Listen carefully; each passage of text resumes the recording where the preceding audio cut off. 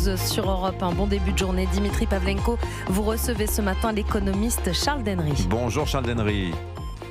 Bonjour. Bienvenue sur Europe 1. Je vous avais reçu l'an dernier pour parler des retraites. Un autre sujet vous intéresse. Il est évidemment à la une en cette période de canicule nationale. C'est aussi pourquoi le sujet prend tant d'importance depuis 48 heures.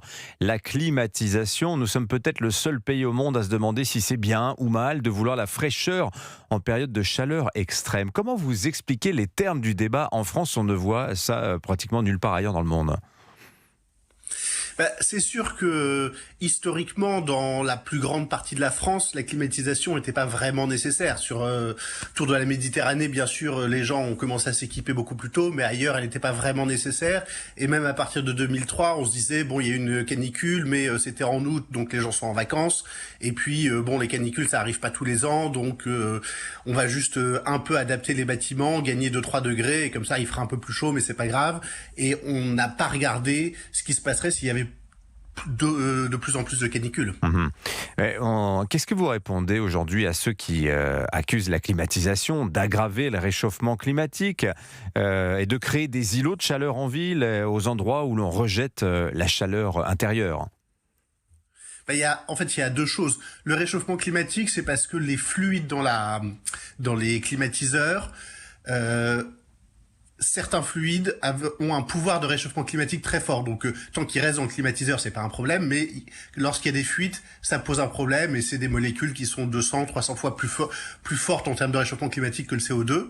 Mais pour autant, ces molécules-là ont commencé à être interdites depuis 2020 dans les pays développés.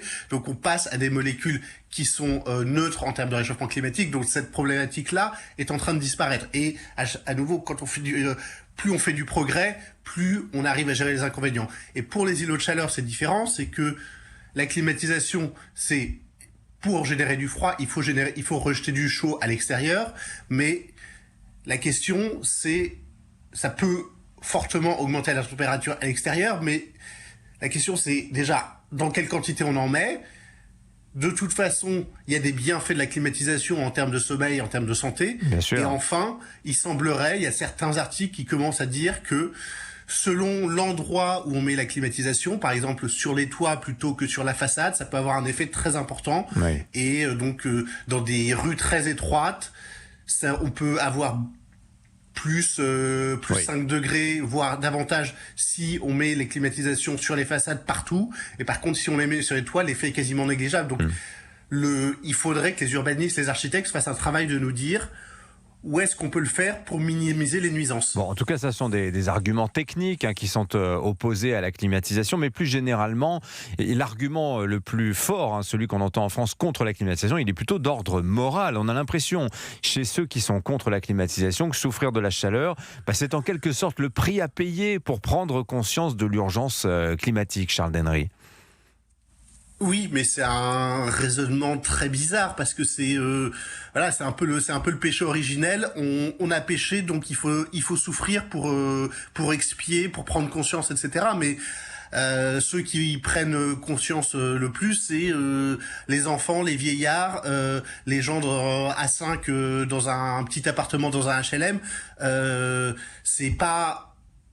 Il faut réduire nos émissions, il faut lutter contre le changement climatique, mais de toute façon, il est là le changement climatique. Donc, ça sert à rien de se dire qu'on peut encore l'arrêter et que il faut faire autrement. Donc, il faut... Est-ce que vous êtes de ceux, Charles Dennery, qui pensent que comme l'Europe finit progressivement par se convertir au nucléaire pour des questions de souveraineté, la France et l'Europe se convertira à la climatisation sous l'effet de la multiplication des épisodes de chaleur extrême?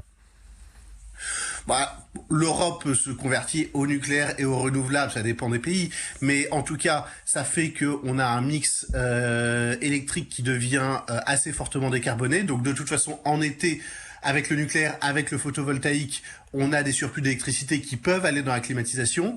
Et en France, en 2002 avec la crise ukrainienne, 2022 avec le début de la guerre en Ukraine, on a eu un retour du nucléaire en France parce qu'on a bien vu la crise énergétique. Et là, entre le Hormuz et maintenant cette canicule, on est en train d'aller plus loin sur les pompes à chaleur d'abord les pompes à chaleur réversibles, donc la climatisation. Oui.